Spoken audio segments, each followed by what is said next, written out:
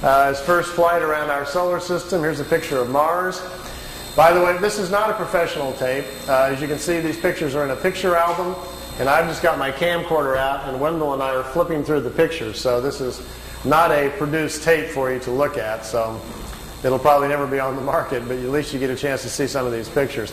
This is Mars just from a different direction with the sun very bright on it. Now, here is Mars, but here's one of these satellites. It's in orbit around Mars, made on Earth, unannounced, and is in orbit. This is the spring of 1976, and this device is in orbit around Mars. I don't know exactly who made it or who put it up there. Here's another one. This is Mars again, and here's the light panels, solar panels, and the satellite equipment in orbit around Mars again. This is a different one. This is a dust storm on Mars. Billy wanted to get close and try to take pictures of artifacts. You've all heard about some of the Sidona Plaza on Mars, about the face on Mars that Richard Hoagland and other people have been looking into. Billy published a paper back in the 70s talking about that. There was a race of people lived on Mars. They had a terrible catastrophe about 186,000 years back. At the time, there was about 40 million people killed on Mars, and they're all gone now, of course. So there were societies there, and we will find quite a few remains of their civilization once we get up there. Here he's on board one of their large motherships. This is the side or the edge of a saucer that was parked inside as he was walking by it. Here's Jupiter. Here's the mothership in orbit. They're flying into it to go aboard. It was 17 miles high and about 10 miles in diameter. He spent 3 days on it. They went to different places in our galaxy to show him around. This was the craft that was right in front of him as they were flying into it. He took a picture of that one. Here, again, is back at Mars. These aren't in any particular order. Here's another object in orbit around Mars. And look, here's an American flag on it. So there's a couple of things that they put up there that the military's put up that we don't know about. This is a picture of Billy in a suit. He's on a prehistoric planet to see the dinosaurs. He's got a breathing apparatus on. This is a Pleiadian man, and they've stepped outside of the ship so he can see the animal life on this prehistoric world. Got his picture taken, too. That's pretty good. This jumps back here to, remember the Apollo-Soyuz hookup, us and the Russians back in '76? Billy asked him if he could go up and watch it. They said, okay. They took him up. There's several pictures here of the Apollo-Soyuz hooking up with Earth in the background.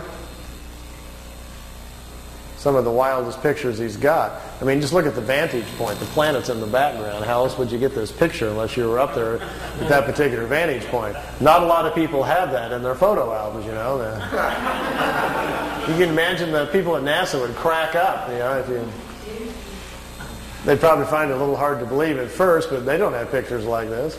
Here it is when it's just hooked up. There's Earth in the background, and here's the two capsules coming together. This is the top of the mothership. There's windows, but there was nobody in the windows as they came into it. We really missed out here. Billy shot, he said, 3 or 4 rolls of film inside the mothership, talking to people and going up and down the halls and so forth. He lost all of the pictures. They were all stolen from him. We've only got 2 or 3 of them left, and they're really practically nothing. This is a prehistoric Earth. They're back in time. That's Earth in the background. That's a moon in front of Earth, and he's looking over the surface of another moon. At that point, they told him there were 2 moons in orbit around planet Earth. We think we're about 60 million years back. Here's another picture over the surface. Neither one of those moons is currently the moon that's in orbit now. The moon that's in our orbit now, they say, has only been there around 5 million years.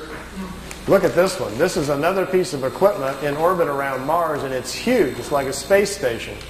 And it's in orbit around the planet. It's also from Earth. We haven't heard anything about that, have we? Here's the dinosaur pictures. Billy's back inside the ship, and there's a viewing screen in the craft, and he says he's taking these pictures. Here's our first dino. He's got kind of gold-brown skin, got large hind legs, short forelegs, and a head that looks kind of amphibian, like a vegetarian type. Here's the second one. There's a bird here apparently dropping some food or something. Is that Charles? Charles dropped his food. This one's pretty hard to see. Here's the head of some sort of creature crashing through some bushes here. It's hard to tell. I know it's probably hard to see these anyway from back there, but just the idea that someone could actually go back in time just really gets my brain going. There's a bird. There's his eyes, some pretty nasty looking teeth. And the last picture after this one is the strangest of all.